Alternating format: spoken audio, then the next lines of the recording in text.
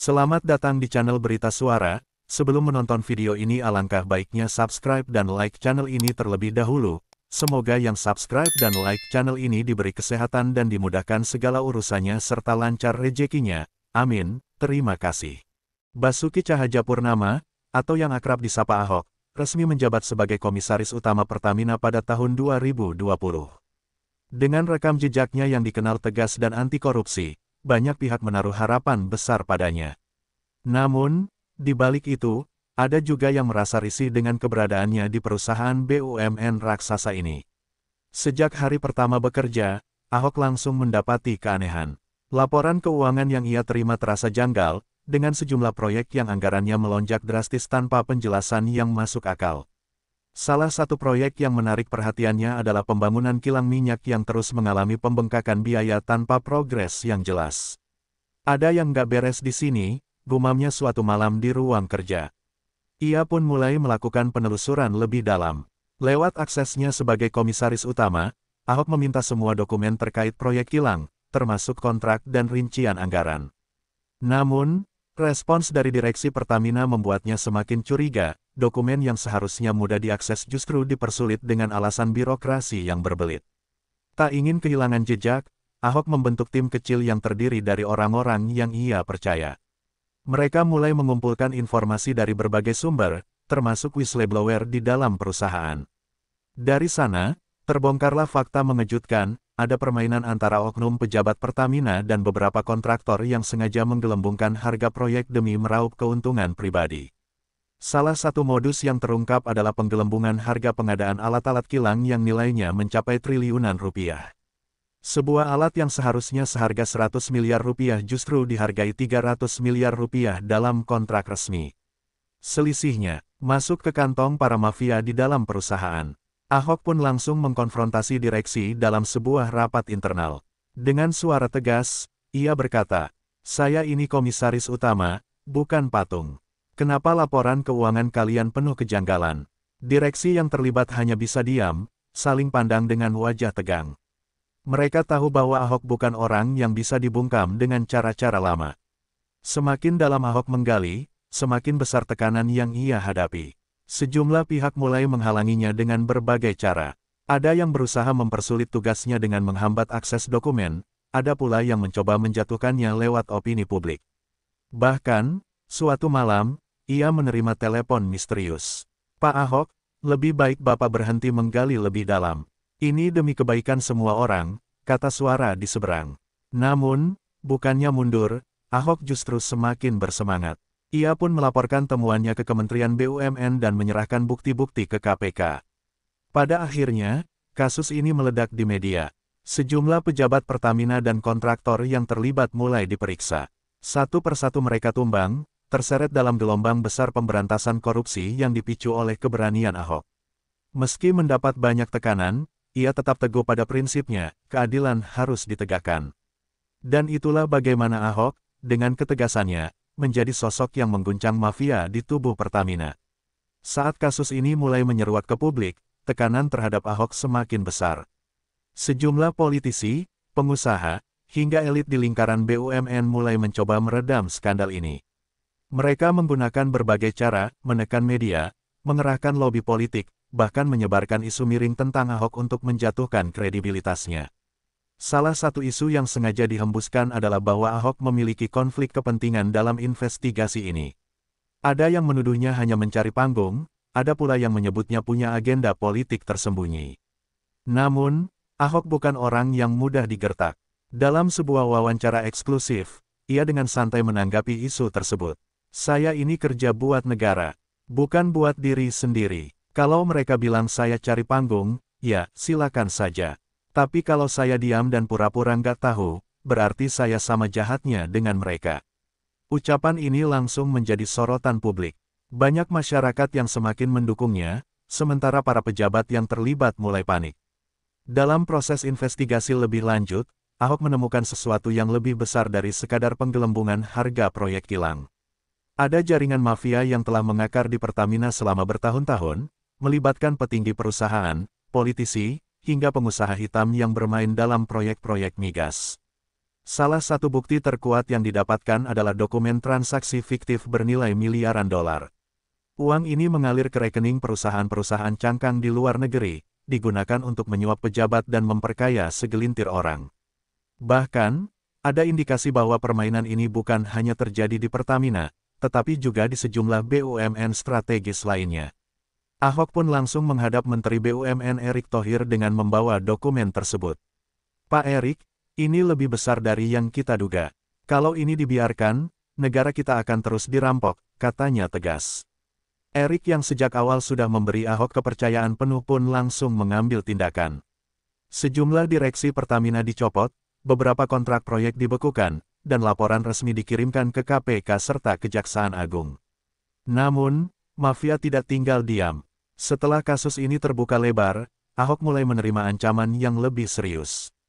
Mobilnya beberapa kali diikuti, bahkan ada upaya untuk menyerang kredibilitasnya dengan tuduhan hukum yang dibuat-buat. Suatu malam, sebuah pesan masuk ke ponselnya. Berhenti sekarang, atau kau akan menyesal. Ahok hanya tertawa kecil membaca pesan itu. Baginya, ini bukan pertama kali ia menghadapi ancaman. Ia pun tetap melanjutkan pekerjaannya tanpa gentar. Di sisi lain, tekanan terhadap KPK dan Kejaksaan Agung juga meningkat. Beberapa saksi kunci tiba-tiba menghilang, ada yang mendadak mencabut kesaksian mereka, dan ada pula yang mencoba melakukan negosiasi di belakang layar. Namun, berkat tekanan publik yang semakin besar, proses hukum tetap berjalan. Beberapa bulan kemudian, pengadilan mulai menjatuhkan vonis kepada sejumlah pihak yang terlibat. Beberapa pejabat Pertamina divonis penjara, proyek-proyek yang korup dihentikan, dan miliaran rupiah uang negara berhasil diselamatkan. Namun, seperti biasa, dalam pertarungan melawan korupsi, tidak semua pelaku bisa dihukum. Beberapa orang kuat masih bisa lolos dengan berbagai cara. Ahok pun menyadari bahwa ini bukan akhir dari segalanya. Dalam sebuah wawancara terakhir sebelum dirinya memutuskan untuk meninggalkan jabatan Komisaris Utama Pertamina, ia berkata, "Saya mungkin sudah tidak di sini lagi nanti. Tapi saya harap semua orang sadar bahwa ini bukan tentang Ahok, bukan tentang siapa yang menang atau kalah. Ini tentang negara ini. Kalau kita diam, kita yang kalah." Meskipun akhirnya memilih mundur dari jabatannya, Ahok telah meninggalkan jejak besar dalam pertarungan melawan mafia migas. Ia mungkin tidak bisa membersihkan semuanya, tetapi setidaknya ia telah membuka mata banyak orang bahwa korupsi di sektor energi adalah masalah besar yang harus terus diperangi. Dan dengan itu, pertempuran melawan mafia Pertamina belum berakhir, hanya saja, kali ini, Ahok tidak lagi berada di garis depan. Setelah mundur dari jabatannya sebagai Komisaris Utama Pertamina, Ahok tidak langsung menghilang dari dunia energi dan pemberantasan korupsi. Ia tetap aktif berbicara di berbagai forum, membongkar berbagai modus korupsi yang selama ini menjadi rahasia umum di dalam BUMN migas. Dalam salah satu diskusi publik, seorang peserta bertanya kepadanya, "Pak Ahok, apakah Bapak menyesal masuk ke Pertamina?" Ahok tersenyum tipis, lalu menjawab, "Menyesal? Enggak. Saya malah bangga, saya bisa tunjukin ke rakyat bahwa selama ini mereka sedang dirampok terang-terangan. Saya bisa buka borok yang sudah lama ditutup-tutupi." Pernyataan ini membuat banyak orang semakin sadar bahwa masalah di Pertamina hanyalah puncak gunung es. Mafia energi masih beroperasi, hanya saja mereka semakin berhati-hati setelah kasus besar yang dibongkar Ahok. Tapi Ahok tidak tinggal diam. Ia mulai menyusun strategi baru. Jika tidak bisa berjuang dari dalam, ia akan berjuang dari luar. Setelah keluar dari Pertamina, Ahok mulai menjalin komunikasi dengan berbagai aktivis anti korupsi, akademisi, hingga jurnalis investigasi. Ia ingin memastikan bahwa kasus-kasus yang telah ia bongkar tidak dilupakan begitu saja. Ia juga mulai mendukung sejumlah kebijakan transparansi di sektor energi, mendorong reformasi dalam sistem tender proyek BUMN, dan mengadvokasi pembentukan lembaga pengawas independen yang bisa mengontrol Pertamina dan BUMN energi lainnya. Namun, langkah ini tetap mendapat perlawanan. Banyak politisi dan pengusaha yang mulai merasa terganggu dengan keberadaan Ahok. Mereka berusaha membatasi ruang geraknya, bahkan mencoba membungkamnya dengan berbagai cara. Salah satu cara yang paling sering digunakan adalah dengan membangun narasi bahwa Ahok hanya mencari perhatian dan menyebarkan hoaks. Namun, Ahok sudah terbiasa dengan serangan semacam ini. Baginya, yang terpenting adalah memastikan bahwa rakyat tahu kebenaran. Mereka bisa bilang saya ini tukang ribut, bisa bilang saya pencari sensasi. Tapi kalau saya diam, siapa yang akan bersuara? Meski Ahok sudah tidak lagi berada di Pertamina, efek dari perjuangannya masih terasa. Kasus-kasus korupsi yang ia bongkar terus diusut oleh KPK dan Kejaksaan Agung.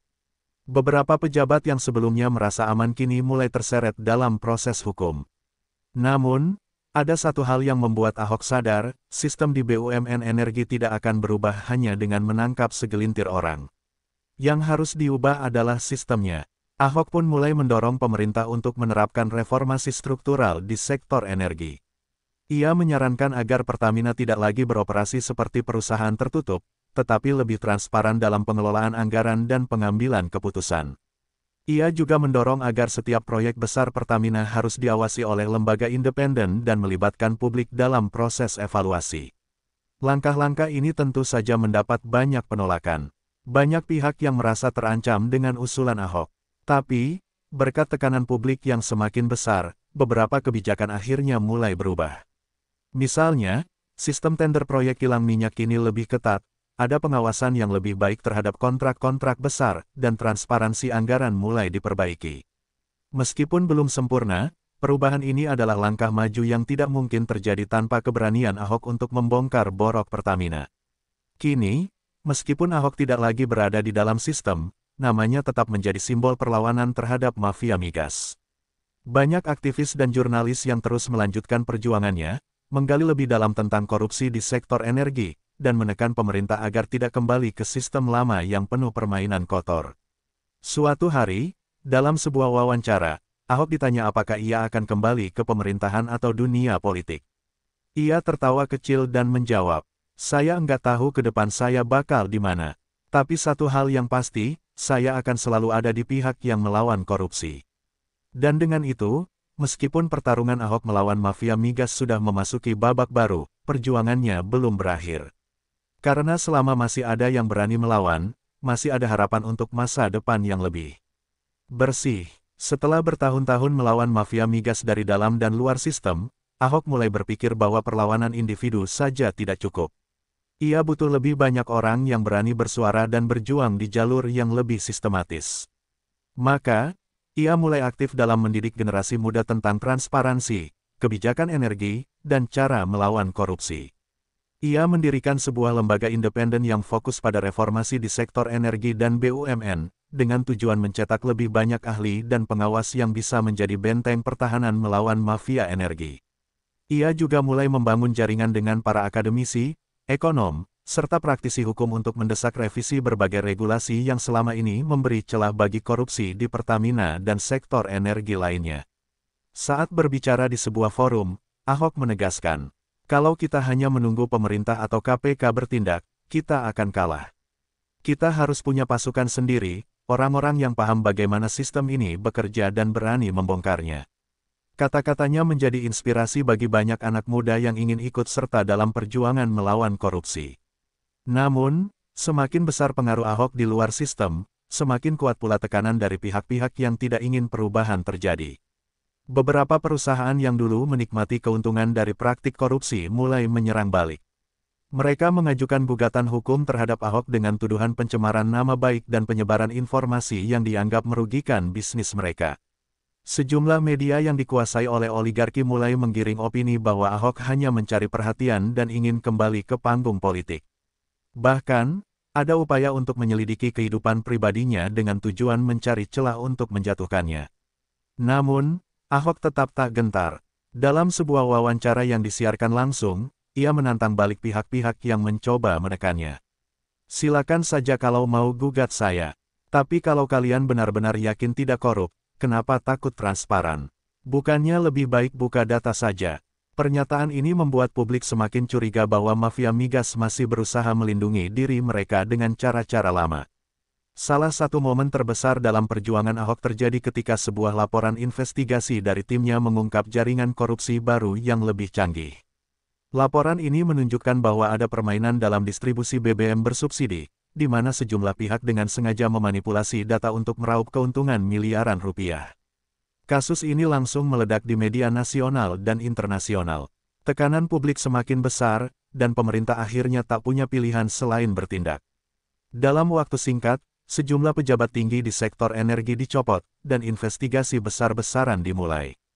Ketika ditanya apakah ia merasa puas dengan perkembangan ini, Ahok menjawab, "Saya senang karena ini bukti bahwa rakyat masih punya kekuatan. Tapi jangan lupa, mafia ini sudah ada puluhan tahun. Kalau kita lengah sedikit saja, mereka akan kembali."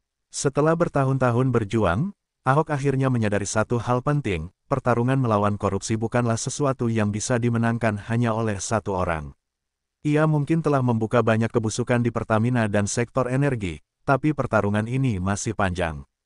Kini, ia lebih fokus pada membangun sistem yang bisa bertahan lama, menciptakan aturan yang lebih ketat, mendidik generasi baru yang berintegritas, dan memastikan bahwa publik terus mengawasi pemerintah serta BUMN. Dalam sebuah wawancara terakhir sebelum ia memutuskan untuk mengambil jeda dari sorotan publik, ia berkata, "Saya mungkin tidak akan selalu ada di depan kamera. Tapi saya pastikan perjuangan ini akan terus berjalan, dengan atau tanpa saya." Dan dengan itu, Ahok meninggalkan panggung, bukan sebagai orang yang menyerah, tapi sebagai seseorang yang telah menanam benih perlawanan yang akan terus tumbuh.